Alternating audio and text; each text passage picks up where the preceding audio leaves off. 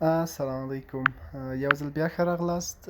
په دې ویډیو کې غواړم چې تاسو ته وښیم چې څنګه کولی شو موږ یو داسې ځای کې اوسو چې هغلته زموږ ډیټا ویکه اوسي یا هم کمزورې اوسي، زموږ نیټ صحیح کار نه کوي، خو زه غواړم له یو چا سره خبرې وکړم. اته زه ورباندې خبرې هم نشم کولی، ویډیو کال هم نشم کولی. د دې لپاره چې څنګه کولی شو په داسې یو حالت کې چې زموږ ډیټا ډیره کمزورې اوسي یا هم زموږ نیټ ډیر کمزوری اوسي، له یو چا سره خبرې نشم کولی په صحیح توګه، او دا ډیره مهمه موضوع اوسي چې باید زه ورسره په دې اړه خبرې وکړم.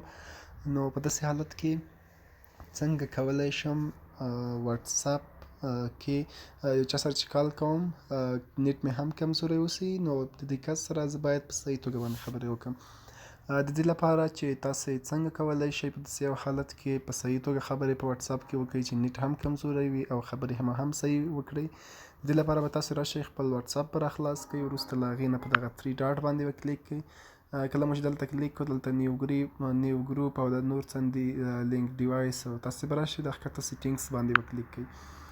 کله مو چې دلته کلیک کړ، نو دلته اکاونټ دی، چټ دی، چې په دې اړه باندې ما مخکې هم ویډیو جوړې کړې چې دا څه کار کوي، اکاونټ کې پرایویسي څه کار کوي، همداسې دا نور په دې ټولو کې ما ویډیوګانې جوړې کړې او تاسې کتلی شئ.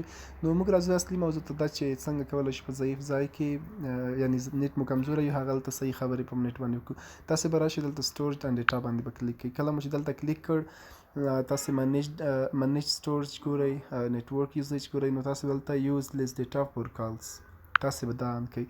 کله مو چې دا ان کړ، وروسته له هغې نه دلته هم بیا داسې کولی شئ چې نور هم تاسې ته دا به کله چې خبرې کوئ، نو دا څه به د ډیټا کې به څنګه کوئ، ټول به داسې خالي پرېږدئ، ځکه چې د دو ویډیو کال او د کال فوکس څه شي یوازې، البته د دې ټول واتساپ فوکس یوازې په کال او ویډیو کال شي، ځکه دلته فوټون ده، میډیم ده، هر څه دي تاسو سره کېدلی شي په موبایل کې په ډېر کانټکټ وي، ډېر واتساپ کې ډېر کسان وي چې هغه تا ته په همغه دقیقه کې یا تصویر رالیږي یا میسیج رالیږي یا ډاکومنټ رالیږي، نو دا چې په هغې باندې ډیټا مصرفیږي، نو ولې باید په کال باندې نه مصرف شي. نو تاسې به دا هم څنګه کوئ، غیر فعال کوئ او اوکې به کلیک کوئ او دا به هم فعاله ساتئ.